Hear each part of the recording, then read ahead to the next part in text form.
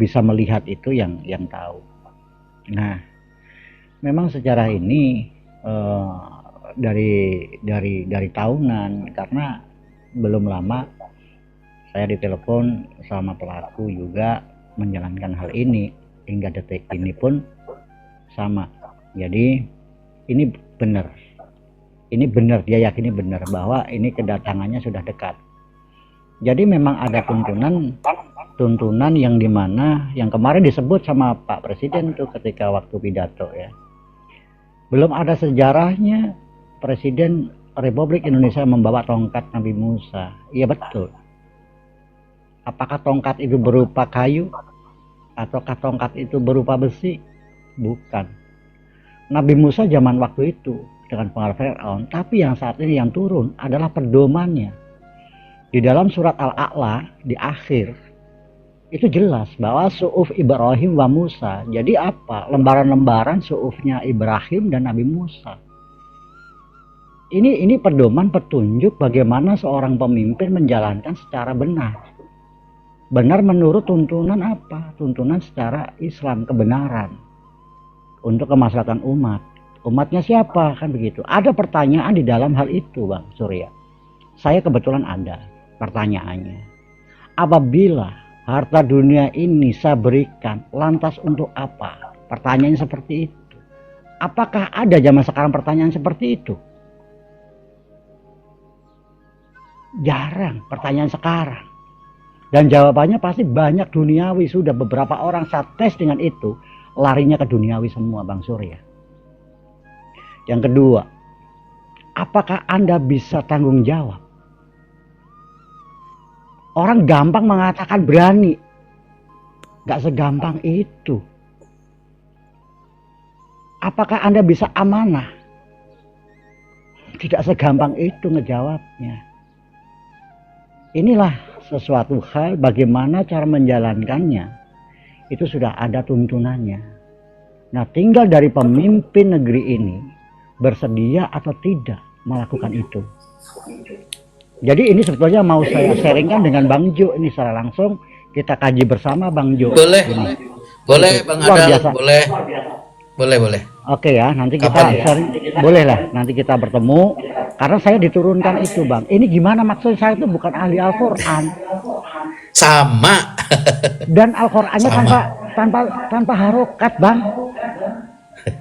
Bingung nggak saya? Ini gimana akhirnya bisa membaca? Oh ya. Ini. Maksudnya inilah yang perlu kita kawal untuk umat ini, untuk bangsa ini, untuk negara ini, Bang Jo. Intinya itu. Terima kasih, Bang Surya. Oke, nih bagaimana tanggapannya Kang Agung nih? Kalau tanggapan saya nih Bang, ya saya lebih ke Bang Jo Mikael. Jadi memang benar sih kalau makom tempat itu adanya di tanah Jawa. Karena menjesuar dunia itu tidak lagi mengarah ke Ka'bah sana. Jadi dia mengarah ke Pulau Jawa karena pakunya itu ada di Pulau Jawa. Sehingga lambat laun mereka yang ada di luar negeri sana akan mengacu ke tanah Jawa, yaitu di bumi Nusantara. Memang benar itu, memang pas. Dan kalau bagi kami tetap melestarikan yang namanya kelakuan, budi pekerti. Kenapa? Karena inilah yang kita mau lestarikan, agar mereka yang baik-baik di luar sana, mereka yang ikhlas di luar sana, mereka yang tulus di luar sana, nyaman dan tentram. Di mana? Di negeri kita. Karena di negeri kita itu tempatnya budi luhur yang baik, budi pekerti yang baik. Kalau dari saya hanya itu saja, Kang Surya. Terima kasih. Ya, tambah sedikit nih. Terima kasih. Saya ingat soal terkait dengan makomnya Ibrahim. Bahwa ada penelitian sejarah manusia tertua itu ada di Pulau Jawa. manusia. Jadi itu sudah ada yang namanya wajak kensis, itu kan usia tertua. Jadi itu sudah ada. Saya ada dokumen juga itu. Dan kemudian di situ adalah Sinai. Sinai itu juga ada di situ. Itu peta Belanda waktu itu ya, di peta dunia. Kita buka, kita kaji. Jadi ada peta yang dinamakan itu ada Laut Sinai, ya, ada Laut Sinai. Kemudian di situ ada prasasti, ya, ada prasasti. Nggak tahu waktu itu kok di pinggir tebing ada bertuliskan prasasti Allah Muhammad. Nah, ini luar biasa. Itu di pinggir tebing, Bang. Saya melihat, saya menyentuh, ini luar biasa. Ini bisa masuk ke jurang nih kalau nggak hati-hati. Di situ memang yang dikatakan tadi Bang Mikael, Laut Merah yang dibelah oleh guru besar, yaitu dengan apa namanya Syekh Warhiyah. Gitu. Dan apa sih yang sebetulnya yang dicari oleh para Yahudi di Palestina kan begitu? Itu kuncinya. Bukan masalah bukan, itu adalah tabut, Bang. Tabut, karena di Al-Baqarah sendiri ada di situ bahwa pemegang tabut ialah bukti kerajaannya. Itu jelas sekali 248. Nah, inilah yang diburu sampai saat ini. Siapa pembawa tabut itu? Pembawa tabut inilah yang dicari. Itu bukti kerajaannya. Berarti apa? Tabut itu bergandengan dengan pedoman tadi, Bang. Tidak bisa berdiri sendiri, Bang Surya. Jadi ada materialnya, ada pedoman cara menjalankannya. Ini dibawalah seorang pemimpin sesuai dengan ajaran-ajaran yang tadi Rahman Rahim untuk menjalankan rahmat. Betul tidak? Sekarang kita tahu Rahman di mana, Rahim di mana, rahmatnya bagaimana, kan gitu. Ini yang perlu di ke dalam. Soalnya banyak saya perlu belajar juga dengan beberapa teman-teman yang memahami dengan hal ini. Bukan saya pribadi menggurui, tidak. Jadi pengen belajar, Bang. Saya kosongkan pikiran, saya kosongkan hati supaya menerima semua itu bisa masuk ke dalam diri. Itu yang saya mau dengan Bang Mikael, dengan siapapun boleh. Nah, tentunya sejarah itu memang ada di tanah Jawa. Di tanah Jawa itu memang tua.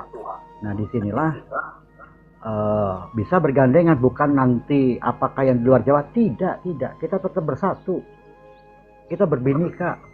Beliau mengajarkan tetap berbineka dan bersatu, jangan tercerai-berai, jangan ego.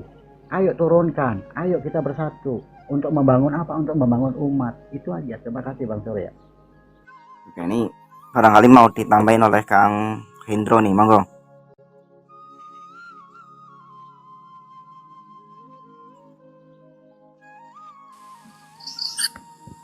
Jadi gimana Mas Surya? Apa yang saya tanggapi? Yang ditanggapi ini Abdal atau Mas Jun? Jadi gini Mas Surya, saya kepengen ini kumpul-kumpul di Kebumen saja, ini bagus untuk bicara ini. Diundang semua ke Kebumen. Dekat Bang, saya di Klaten Bang. Jauh sayanya. Oh, Klaten ya, Bang Adal? Iya, saya di Klaten. Kemarin dari Jakarta balik ke Klaten. Oke. Kebumen. Menurut Ya. menurut Kang Sony, tabut perjanjian apakah yang kira-kira itu dalam isi itu, dan kenapa untuk orang-orang Yahudi ini sangat menyimpan tabut perjanjian itu? Apakah ada hubungannya dengan akhir zaman, per-SPN atau seperti itu? Monggo.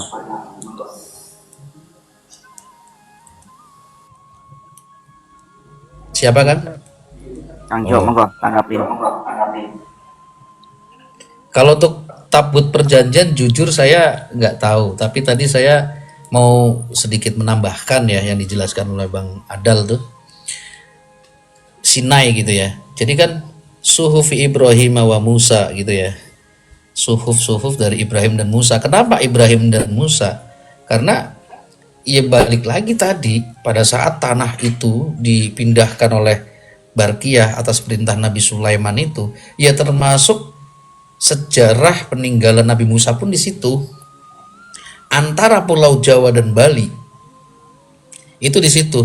Itu letaknya Nabi Musa antara Cirebon dan Bali tuh, antara itu. Nah, di situ tuh ada perahu, makanya ada satu hikayat di Cirebon kalau nggak salah ya. Di Cirebon itu ada satu lautan yang ada satu pantai yang di situ konon katanya ada perahunya Nabi Musa gitu. Allahu a'lam tuh, saya belum belum mencari tahu tuh. Tapi pernah dengar seperti itu. Nah, jadi ya mungkin ya itu tadi, memang kembali lagi kenapa Rasulullah itu diturunkan bukan di Jawa, karena Jawa itu sudah disebarkan agamanya Bapak Tauhid, yaitu Nabi Ibrahim dan Musa gitu loh. Ke Jawa itu kan, kejawen itu kan agama peninggalannya dari Nabi Ibrahim ya. Artinya Jawa itu apa? Jawa itu akhlakul karimah. Hakikatnya mohon maaf sekali Islam juga, Islam karena ketauhidan Allah kan, makanya disebut Bapak Tauhid. Makanya Semar tangannya begini ke atas satu, ya kan? Makanya orang Jawa itu, khususnya Nusantara ya, tapi wabil khusus Jawa, Pulau Jawa, itu orangnya itu berbudi pekerti yang luhur dari dulu loh ya, dari dulu. Meskipun kenapa ada orang tua kita tuh ngomong wong Jawa ojo ilang Jawa nih. Ya sampai saat ini kan banyak orang Jawa kehilangan Jawanya, itu masih orang Jawa kehilangan budi pekertinya. Jadi Jawa itu artinya budi pekerti, makanya kejawen itu ajaran budi pekerti yang hakikatnya adalah akhlakul karimah, hakikatnya ketauhidan. Nah, karena Jawa itu akhlaknya sudah baik, Jawa adanya di timur, maka Rasulullah Nabi Muhammad SAW diturunkan di barat yang jahiliyah. Nah, maka nanti balik lagi ke timur. Ya inilah masa penyempurnaan, balik lagi ke timur. Makanya Yahudi tahu ya bahwa akan ada pemimpin, the man from the east itu, makanya paling timur itu dilihatnya dari Makkah. Paling timur siapa nih? Jawa. Langsung diserang sama mereka melalui VOC dan lain sebagainya. Terus sejarah dibolak-balikan segala macam, terus dibikin yang pokoknya Divide Impera dan lain sebagainya seperti itu. Nah, maka dari itu ya saya sangat yakin ya dengan petunjuk yang insya Allah saya dapatkan selama ini ya, itu ya dari Indonesia gitu, dari Indonesia, nggak usah ngomong Jawanya deh, dari Nusantara gitu, nanti akan muncul itu menjadi apa, sosok sang mercusuar cahaya ya kan, karena kan cahaya di atas cahaya itulah mercusuarnya. Nah, antenanya yaitu 124.000 wali-wali di seluruh dunia, itu antenanya. Mereka sebagai receiver untuk disebarkan ke sekelilingnya. Nah, itulah makanya di akhir zaman itu gampang jadi wali katanya. Ya kan? Yaitu tinggal kita cari guru kalau yang pengen jadi wali gitu ya. Ya kalau saya sih aduh, jadi wali kelas aja deh. Wali kelas guru ya, wali murid. Wali murid tadi udah pusing gitu. Oke, lanjutkan. Itu doang tanggapan saya, tapi kalau kita apa tadi saya kurang paham betul. Monggo dilanjut oleh Kang Adal nih, ditanggapin seperti apa nih? Oke, jadi gini ya, kita tarik dari bawah itu yang menjadi perdebatan hingga detik ini, karena selama ini juga mendampingi, berjalan bersama, bahwa ada dari Cirebon, kemudian dari Luwu, kemudian dari Mataram.